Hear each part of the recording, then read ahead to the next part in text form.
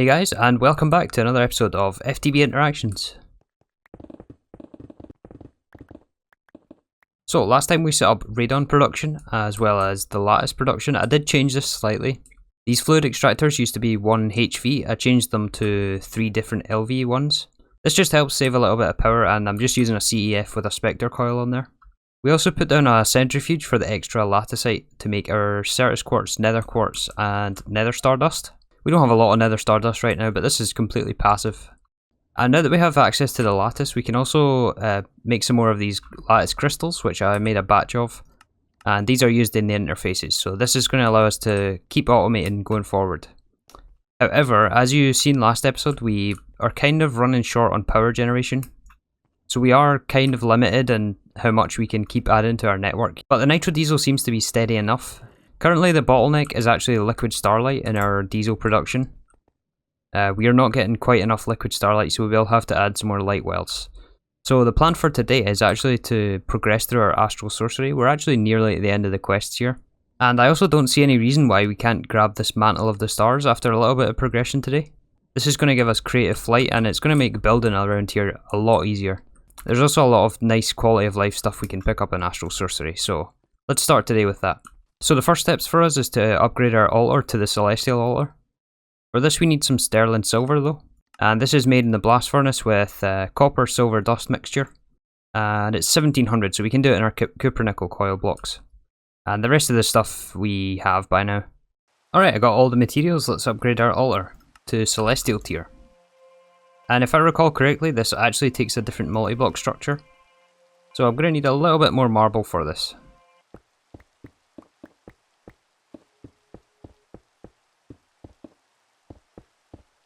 Alright, the new multi-block is built. It seems to like its multi-block structure, so let's move on to the next one.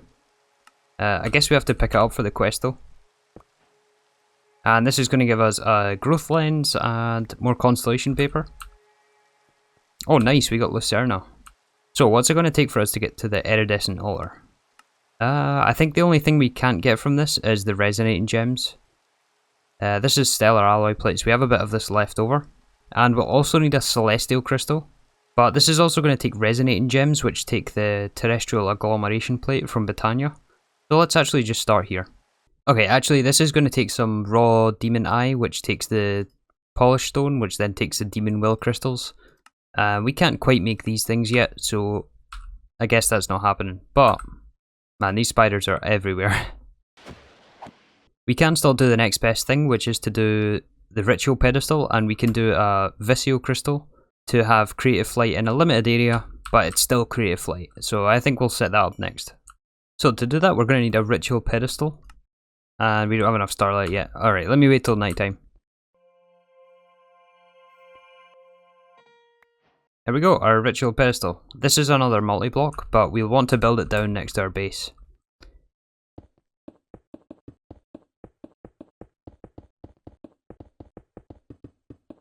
And I think right here is a decent spot for it. We might end up covering it up, but it's at least in the middle of the base. It should give us plenty of reach. So now, luckily the quest does actually give us the attuned rock crystal to Vicio, and also a lens. And with this, I think we just put it inside the altar. And there we go, we've got creative flight. Now let's see, I wonder what the range of this thing is. I'm going to take my hang glider just to be a bit safer when we get outside of range. Alright, so looks like right about here is the range. Oh, that's a bit less than what I thought. We may have to boost this. Yeah, so it's about here. So it pretty much just covers the edge of the base. Let's do something about that. Let's boost this a little bit more. Okay, so to boost this, we're actually still going to need this demon will, as we need these resonating gems. The only way to get it is from the Terrestrial Agglomeration Plate, which comes back to this demon will from blood magic. So actually I'm going to do a bit of reading and figure out how we do this stuff, because like I said, I've never actually played with this, so hopefully by the end we can get these demon will crystals and progress with Botania. Okay, so I did a little bit of research online, and we're going to want to do some different rituals from blood magic to get this set up. We're also going to need about 100 ritual stones, but luckily we can reuse the ones we had from earlier on, from the Mark of the Fallen Tower. But I made 3 more master ritual stones to control the rituals, but we're also going to need a little bit of space, so I'm thinking that we put it through the wall here. So let's dig this out and get started.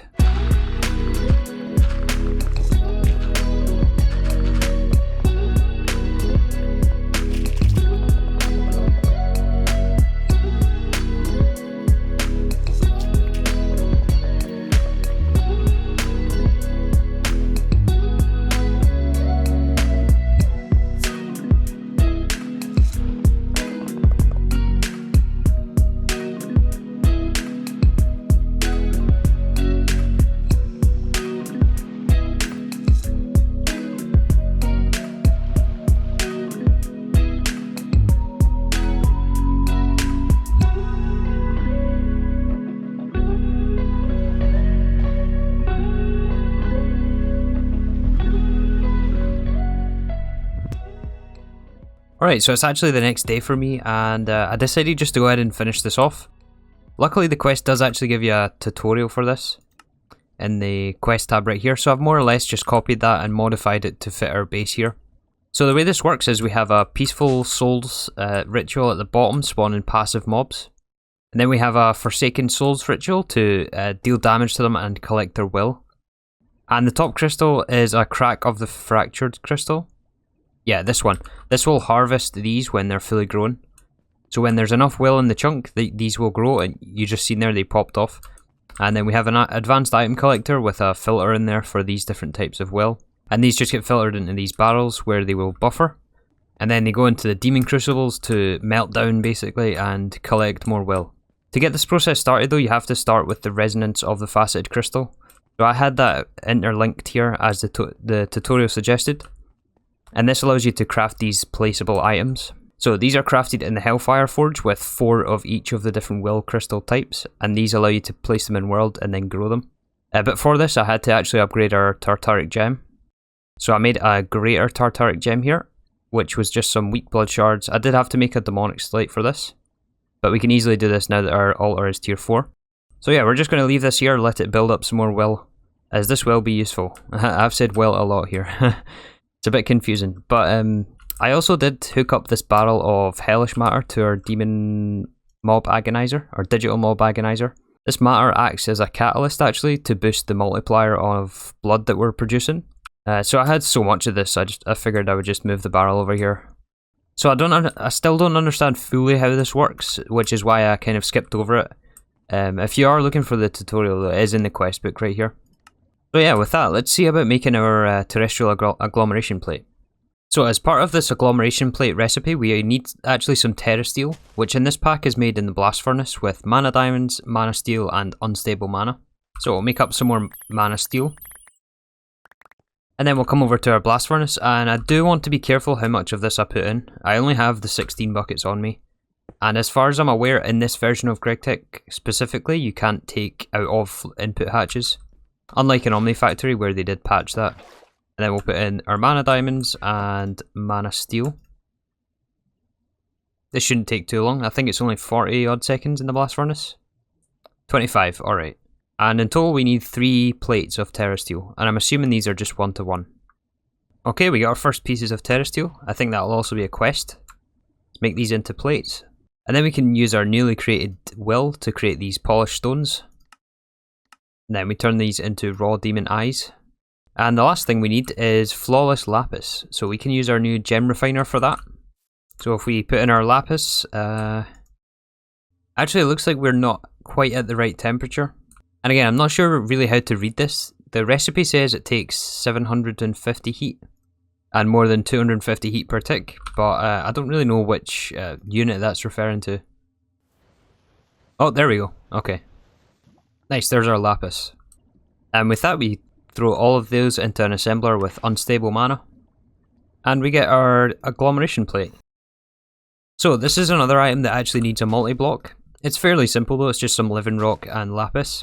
And I think we're going to put it right here on the right hand side.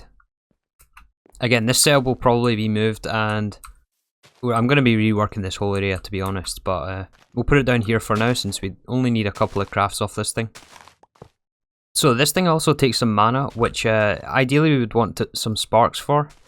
But I did forget about this blaze matter, so I'm going to get one of those started right now. But hopefully for now we can just use mana spreaders.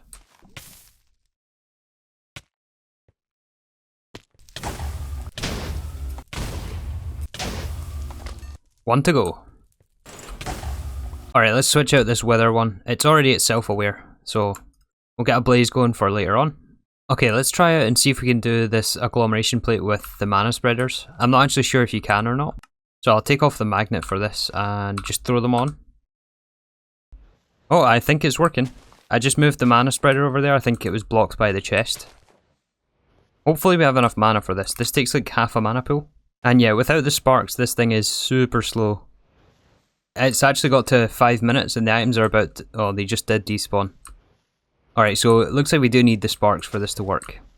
So while we wait for the pristine blaze matters, let's start growing our celestial crystals. So to do that, we have to throw in rock crystals with stardust in liquid starlight. And now we wait. And then once these are grown, you should see little particles on them. The starlight will disappear. You can time and bottle these as well, which is useful. But then we can just harvest them, and this gives us our celestial crystals. And we're going to use these to craft with, since it doesn't matter for the stats on the altar. And in that time we actually got 9 blaze matter, so let's craft our sparks. So this is going to be done in the assembling machine with some gold plates, some pristine blaze matter and liquid starlight. Oh, it's gold foil, okay. So unfortunately we can't actually get the augments for the sparks yet. This is a way to more precisely control where your mana goes. This requires pixie dust, which requires the elven trade. We actually have all of this stuff, so maybe it is worth setting up our elven gateway here. But anyways, now that we have our sparks, we can put one on the agglomeration plate and one on the mana pool. And let's try doing this again. So mana pearl, aquamarine and stardust. Oh yeah, the animation definitely looks a lot faster. There we go. Alright, so we just need 4 more and I think we can get this iridescent altar. There is actually one more part of this that we're going to have to farm for, which is the nether star lens. I don't know if you'll recall, I did actually waste one of these things in the alloy smelter last episode, making these crystals. As I thought this recipe had a renewable lens in it, but it turns out it ate the lens, and we no longer have a nether star lens. To get this though, we have to actually get a full block of nether stars to cut down into plates, which means we need 9 nether stars. And the nether star dust automation we set up last time hasn't quite given us enough. We have 8. It takes 4 dust to make 3 nether stars in the implosion compressor, which we still actually haven't got. So even this would leave us short.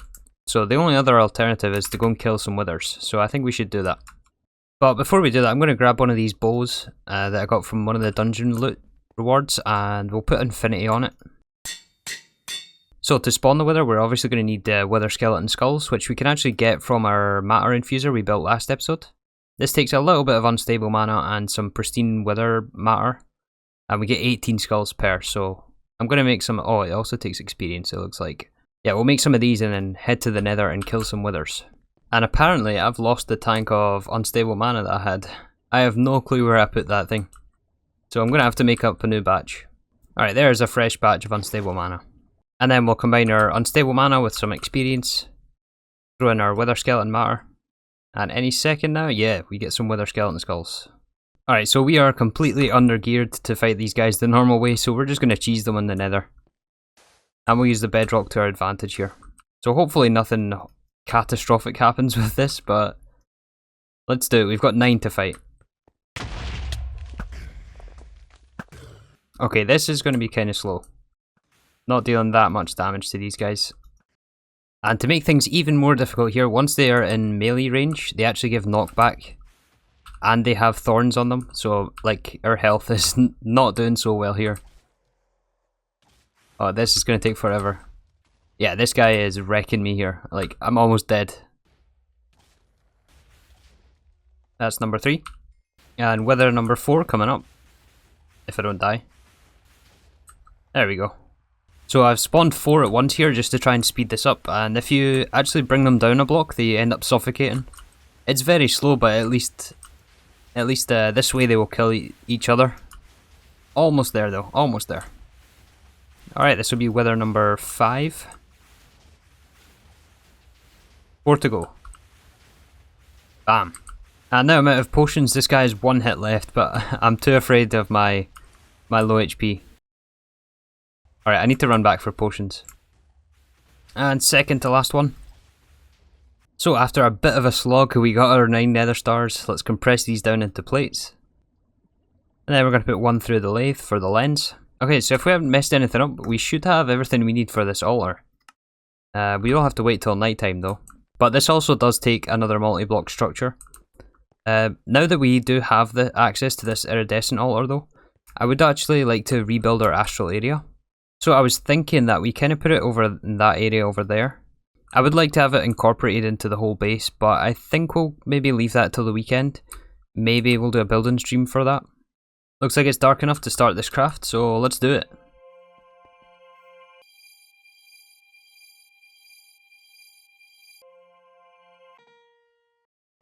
There it is, our iridescent altar, and the quest. I wonder what the quest gives us actually. We get, oh nice, a perfect celestial crystal and 2 constellation papers. Let's see, we got Jello and Octans. This once again requires us to upgrade the multi-block, but luckily it doesn't actually get any bigger. We just have to stick some marble bricks on the top here.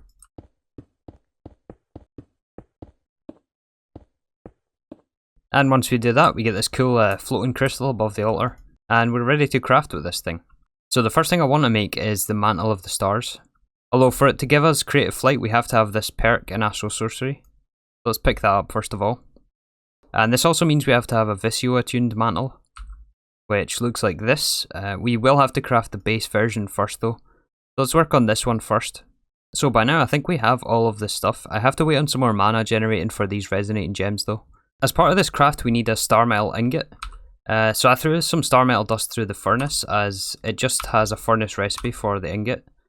But that gave me the GregTech version, so I had to actually throw it through the vanilla furnace. And that seems to have fixed it. That gives us the Astral Sorcery version. And while I'm gathering up these materials, I want to split our collector crystal, the perfect one that the quest gave us. Normally you have to go through a whole growing process and purifying them all, but since the quest gives you a perfect one, we can just split it like this. So when you throw in some starlight, it has a chance to split in 2. And the second one will have almost perfect stats, since this one does have perfect stats. I think the purity, if I'm not mistaken, will go down slightly. But that at least gives us a higher base to work with when we need a second one. So as this series progresses, it's actually taken me longer and longer to produce episodes, because things just take longer and longer to gather up resources, and yeah, I'm also not familiar with the end game of this pack. And so as a result, things just take a lot longer to do, especially as things, recipes and so on, keep getting more expensive. I'm still absolutely loving this pack, and I'm having a lot of fun. I'm definitely not burned out or anything. So that is kind of the reason for the shorter episodes recently. Okay, so I've been waiting on this mana pool filling up to get more resonating gems, and I think it's about time that we made our elven portal to get access to the sparks. So to do that, we need 2 Natura pylons. Luckily the quest gives us 1, which means we only need the 1. But for this, it does take another infusion craft. All these items we have by now, except for the mana pylon, which takes some mana steel, rose gold screws. I don't know if I have any rose gold. Oh, we do. I think this might be used in Signalum. And then one of these Aureum gems. I don't know if I have one of those either. I hope I do. Oh, look at that, we do. So the first version, the mana pylon, has to be done in the crafting altar, so we can use our shiny new iridescent one. Oh, look at this, we got a noodle in our Thumbcraft area. I hope this doesn't become an issue. Looks like we made a mess last time. I didn't actually notice this. I wonder if that was there before. Hopefully that doesn't interfere with our craft here. Okay, we just have to get enough of these aspects. Herba we should have plenty of. Oh yeah. Botania, we need 16. We have 35. Census, we need 12, and we have 16. That's 3 of 3 so far. Precantatio, I have a feeling we won't have this. Oh, we do, we have 33. So let's do this before this noodle causes any issues.